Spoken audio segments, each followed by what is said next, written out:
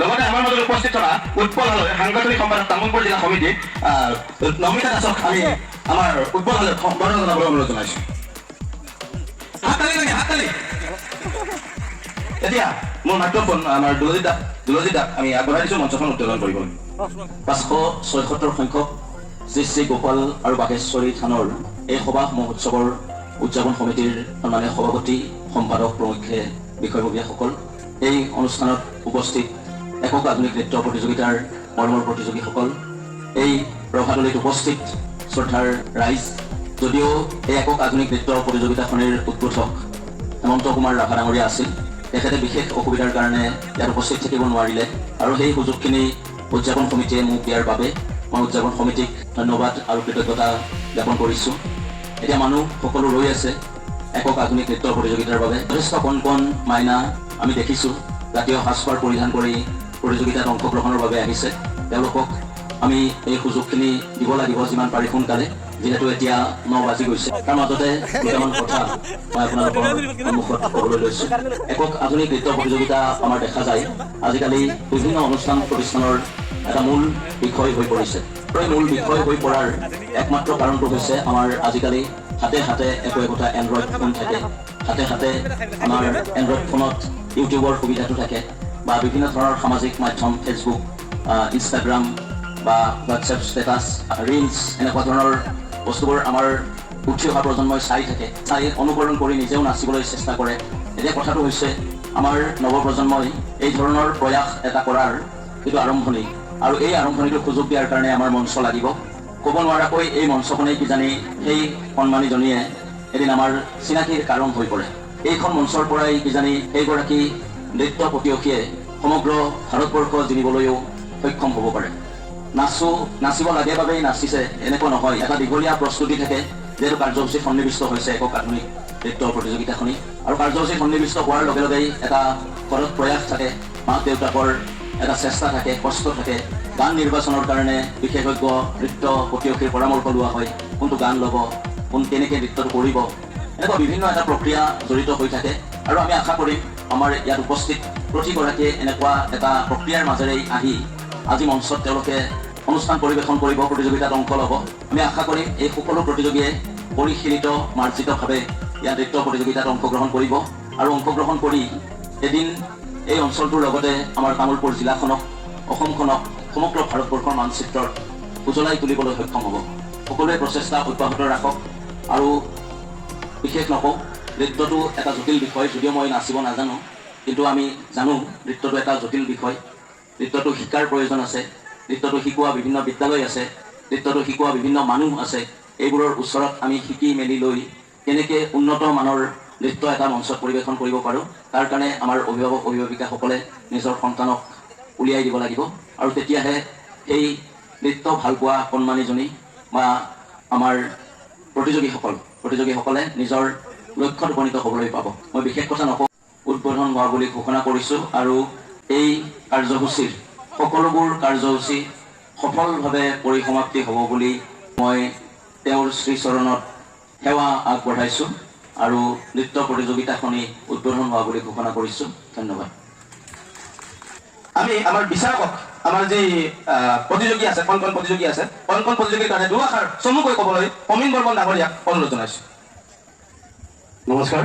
তথাৰ 576 সংখ্যক শ্ৰী শ্ৰী গোপাল আৰু বাঘেশ্বৰী থান সভা মহোৎসৱৰ লগ-সংগতি ৰাখি আজি আয়োজন কৰা এই একক নৃত্য আধুনিক নৃত্য প্ৰতিযোগিতাত উপস্থিত শ্ৰদ্ধাৰ আজিৰ এই একক নৃত্য প্ৰতিযোগিতাৰ উদ্বোধক মহোদয়, লগতে আমাৰ লগত থাকিব পৰা ভাইটিদ্বয়, এই অনুষ্ঠানটিৰ সভাপতি সম্পাদক প্ৰমুখ্যে বিভিন্ন পৰ্যায়ৰ বিষয়ববীয়া আৰু লগতে সদস্যবৰ্গ, আৰু শ্ৰদ্ধাৰ মোৰ অভিভাৱক অভিভাৱিকা মহোদয়াসকল, মৰমৰ প্ৰতিযোগীসকল, লগতে শ্ৰদ্ধাৰ উপস্থিত সাংস্কৃতিকপ্ৰেমী ৰাইজ।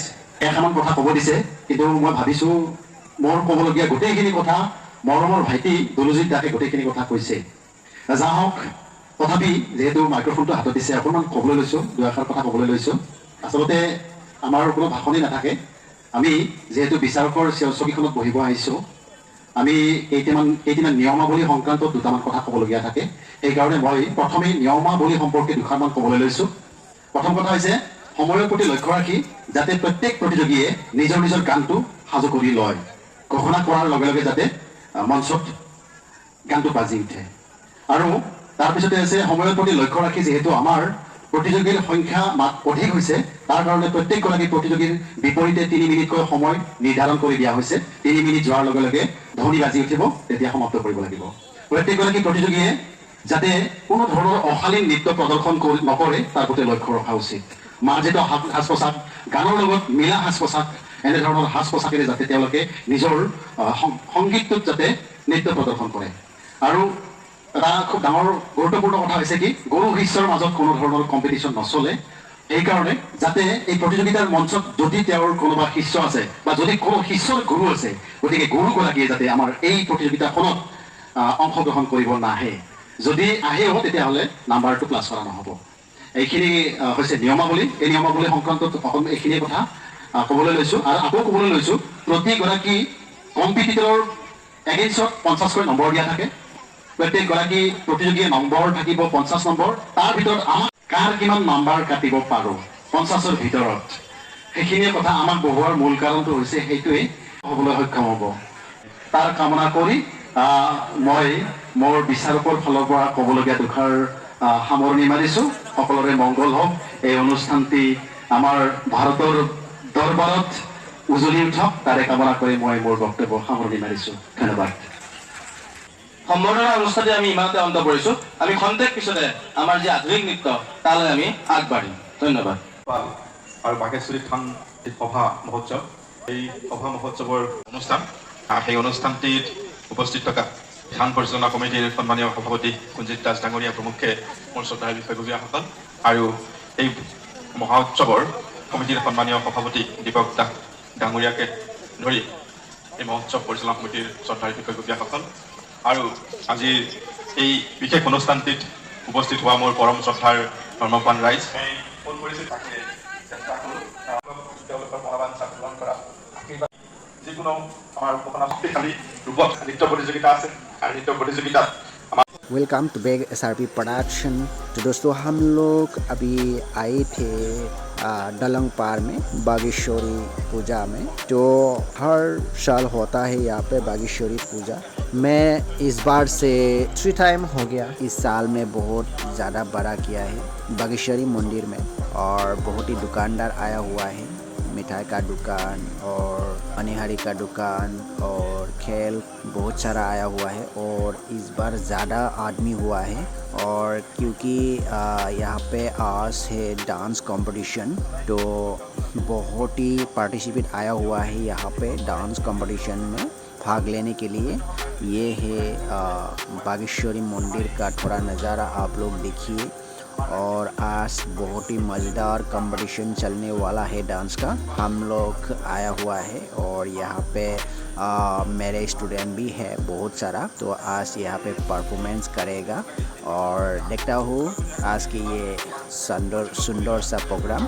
और आज यहाँ पे खेल भी है लॉटरी खेल जो जीतेगा फर्स्ट प्राइज उसको मिलेगा कैश 50,000 और सेकंड प्राइज है 30,000 एंड थर्ड प्राइज है 20,000। खेल स्टार्ट हो गया तो मेरा वीडियो इतना ही था। Bye bye.